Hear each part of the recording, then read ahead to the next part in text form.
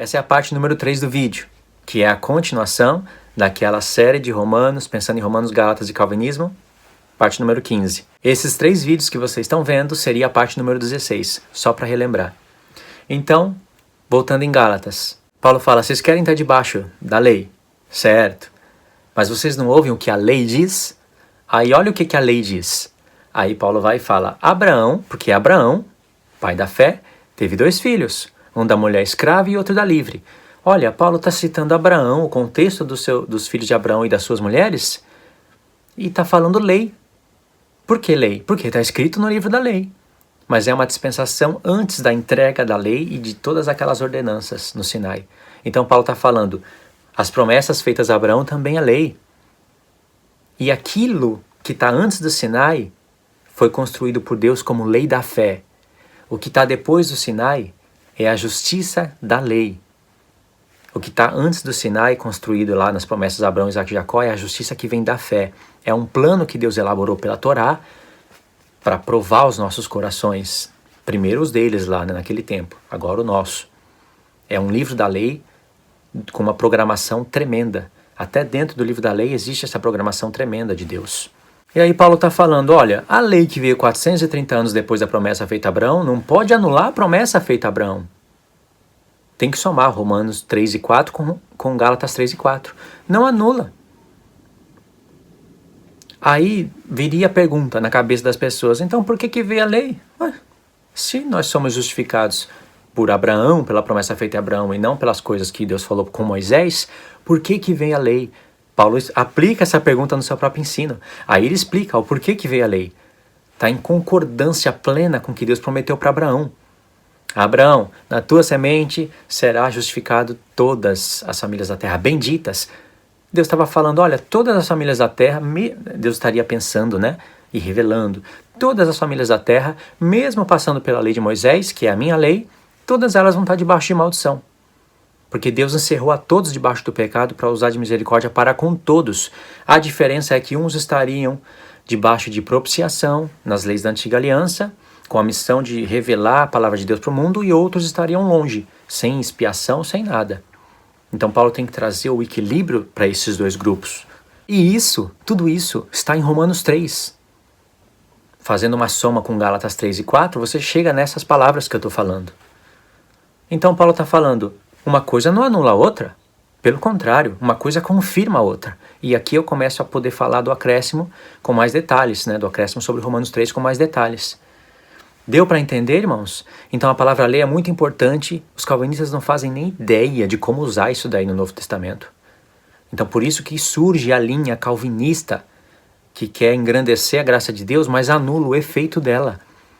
Eles colocam essas mensagens, essas falas, né? Que vocês vão ver aí nas falas deles. Tem pessoa querendo comprar a graça de Deus. Não se compra a graça de Deus. Como se tivessem pessoas, como nós, querendo pôr a graça de Deus à venda. Ou querendo fazer alguma barganha com Deus, querendo dizer, eu não quero a sua graça de graça. Eu quero comprar a sua graça com as minhas obras. É isso que eles estão colocando na cabeça das pessoas. E essas pessoas estão indo pela internet repetindo, vomitando essas porcarias. Ninguém está querendo comprar a graça de Deus coisa nenhuma. A gente está querendo mostrar o que é graça de Deus, a verdadeira graça que Pedro fala. É isso. Será que é a gente que está querendo comprar a graça de Deus e ser salvo pelas nossas obras? Ou é eles que estão torcendo a justiça de Deus? Isso é óbvio pelas Escrituras que eles estão torcendo a justiça de Deus. Então, irmãos, em Romanos 3, Paulo diz, qual, pois, é a vantagem do judeu? Ou qual a utilidade da circuncisão? Lembra que eu expliquei o porquê que essa pergunta veio parar aqui? Que ele coloca perguntas tendenciosas nos seus próprios ensinos, que tem uma conclusão errada do que ele está falando. Na verdade, essas perguntas não seriam perguntas, eram afirmação. Pessoas iriam falar, segundo o que Paulo falou aqui, até em Romanos 2, ele está falando que não tem vantagem ser judeu, e a circuncisão não tem valor nenhum, pois até um gentio incircunciso que observa as coisas da lei, ele está falando, Paulo que está falando, vai julgar a gente. Então Paulo está falando isso, Paulo sabendo disso, ele colocou aqui. Qual é a vantagem de ser judeu? Ou qual a utilidade da circuncisão? Aí no verso 2 ele fala muito sobre todos os aspectos, principalmente porque aos judeus foram confiados os oráculos de Deus. Então o judeu tinha a missão de espalhar a palavra de Deus, mas todos tinham que ser circuncidados. Então tem vantagem. Mas ele vai fazer uma exposição de vários textos da palavra, Salmos, Isaías, e vai falar que é lei. E ele vai mostrar, ou seja, aqui ele falou que judeu está na vantagem. Por quê? Já explicou o porquê. Mas quando chega no verso 7, eu vou resumir, né, porque eu já falei bastante coisa no vídeo passado, nos vídeos passados. Verso 9. Que se conclui, temos nós qualquer vantagem, falando nós, os judeus, nós estamos então em vantagem sobre os gentios? De forma nenhuma, pois já temos demonstrado que todos, tanto judeus como gregos, estão debaixo do pecado, como está escrito. Aí ele vai catar textos que aparecem naquele vídeo que eu indiquei para vocês, que o link vai estar na descrição. Aquele vídeo daquele homem que tem uma mensagem maligna. É calvinista, certeza. Se não for, é o modelo calvinista que foi aqui implantado na cabeça da pessoa, vírus. Como está escrito, não há justo, nenhum sequer. Isso daqui, irmãos, não é um texto de um profeta só. É uma compilação das escrituras. Não há quem entenda, não há quem busque a Deus. Todos se extraviaram e a uma se fizeram inúteis. Não há quem faça o bem, não há nenhum sequer. A garganta deles é sepulcro aberto, com a língua urgem engano, veneno de víbora está nos seus lábios. Ou seja, os profetas com veneno de víbora debaixo dos lábios anunciavam a mensagem de Deus. A boca eles têm cheia de maldição. Aí Isaías, Jeremias anunciavam as maldições de Deus. E quando o povo se arrependia, era tudo por maldição. Porque falou, não há justo nenhum sequer. E a amargura são os seus pés velozes para derramar o sangue. Nos seus caminhos, há destruição e miséria, desconhecer o caminho da paz, não há temor de Deus diante dos seus olhos. Olha só, eles, principalmente naquela mensagem que eu indiquei, eles vão falar que aqui Paulo está falando que é todo mundo aqui, ó. Tá todo mundo aqui, irmãos, porque Paulo falou no verso 19, ora, sabemos que tudo que a lei diz, aos que vivem debaixo da lei o diz, para que se cale toda a boca e todo mundo seja culpável perante Deus. Aí eles vêm até aqui, só. Aí vamos explicar. Irmãos, todo mundo tá aqui, ó. Você não pode olhar para esses textos e ler aqui, ó, os pés são velozes de derramar sangue e fazer o seu julgamento humano. E eles acham que eles estão fazendo o julgamento de Deus, né? Aí eles falam, não pode fazer o seu julgamento humano conforme a sociedade, conforme o país. Então, tem lá pessoas arrancando cabeça uma da outra. É a lei do país. Aí tem um homem aqui em outro país, com outra cultura, trabalha direitinho, paga as contas, e aí fala, eu não estou enquadrado nisso daí que Paulo falou, não, então eu sou justo, porque eu pago as minhas contas, pelas minhas obras eu vou ser salvo. Aí, salvo, né? Aí eles começam a querer colocar a mensagem deles nisso, como se Paulo estivesse querendo dizer isso. É incrível. Ou seja, não adianta você falar que não arranca a cabeça de uma pessoa, que não despedaça ela todinha, que paga suas contas e cuida da sua mulher e não rouba e trabalha, porque você é igual a outra. Não tem diferença para Deus. Isso é julgamento da santidade de Deus. Nossa, é muito ridículo a pessoa quando deixou o vírus se manifestar, irmãos. Até a fala dela se torna ridícula. A santidade de Deus que faz o julgamento assim. É o que Paulo está falando. E aí eles acham que Deus não vê diferença nenhuma. Lá o assassino e uma pessoa que não é assassina, sim, ela está debaixo do pecado. Mas ela não derrama o sangue das pessoas. Pode mentir, sim, mente, mas não rouba. Ou você acha que todo mundo é ladrão?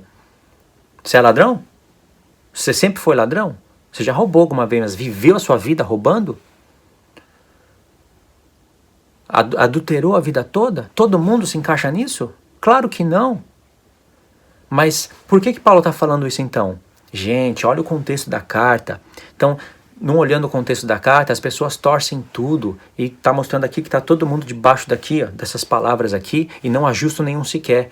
Ou seja, tudo se aplica a isso, se aplica aos profetas, se aplica aos apóstolos, se aplica a todo mundo, porque não há justo nenhum sequer. Então não tem ninguém que vai se salvar pelas suas obras, é Deus que salva, não é o homem. Gente, isso é extremamente ridículo, podre. Essa mensagem é completamente podre. Não tem justo nenhum sequer. Você pode olhar no Novo Testamento, Deus considerando pessoas justas antes da vinda do Filho. Antes da vinda de Cristo, Deus falando, considerando a pessoa justa. Não quer dizer que ela nunca pecou, não quer dizer que era perfeita, e nem agora nós, no Novo Testamento, depois de Cristo, com o Espírito Santo, não podemos falar que somos perfeitos. Mas falar que isso daqui é a mesma coisa para todo mundo é muita arrogância, muita ignorância. E eles leem só até o verso 19. Ora, sabemos que tudo que a lei diz, aos que vivem debaixo da lei o diz, para que se cale toda a boca e todo mundo seja culpável perante Deus. Então aqui todo mundo, eles se colocaram na autoridade de escolher quando que a palavra mundo fala de cada homem individual, e quando que a palavra mundo não fala de todo mundo, fala de algumas classes de pessoas, de alguns grupos. Aí eles ficam gasta o tempo deles pegando textos para falar que mundo é todo mundo, não é todo mundo. Aqui, mundo é todo mundo? Não, Deus amou o mundo de tal maneira. Todo mundo? Não todo mundo que foi salvo. Então Deus não amou o mundo de tal maneira.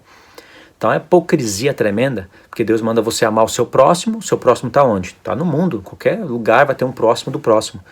Deus manda você amar o seu próximo como a si mesmo, e você não queria que um julgamento semelhante tal a pessoa vai receber, porque a pessoa, se não for eleita, não vai ser salva, né? Não adianta ela querer, não adianta ela fazer, ela não foi eleita, não vai ser salva, pode ser o seu familiar. Viveu na terra só para não ser eleita, para andar nos seus pecados, e um dia vai estar diante da igreja para receber uma condenação eterna. Eita, pessoa predestinada para o mal mesmo, né? A pessoa jamais ia querer um negócio desse para a sua própria vida. Como é que ela vai amar o próximo como a si mesmo se nem Deus não amou? Então, o mundo aqui, agora é todo mundo. É toda pessoa, né? Todo mundo. Seus pés nunca foram velozes para derramar o sangue. Mas é uma linguagem assim de Deus para todo mundo se enquadrar nesse texto. Nunca que é assim. E o verso 20 ele conclui. O verso 19 ele conclui, e o verso 20 ele acrescenta conclusões. Verso 19, ora, sabemos que tudo que a lei diz, aos que vivem debaixo da lei, o diz, para que se cale toda a boca e todo mundo seja culpável perante Deus. Verso 20, visto que, continuação, ninguém será justificado diante dele por obras da lei, em razão de que pela lei vem o pleno conhecimento do pecado. Então o que Paulo está falando aqui? Ele está explicando o porquê que ele falou que há vantagem em ser judeu. Verso 1, isso é contexto, isso é você conseguir fazer uma equação perfeita de um contexto. Ele está explicando por que ele diz que há vantagem em ser judeu e há vantagem em ser circunciso, porque tem a palavra de Deus nas suas mãos para manifestar para as nações. Nossa, eu vou ter que cortar a mensagem de novo. Vamos para a parte 4, irmãos.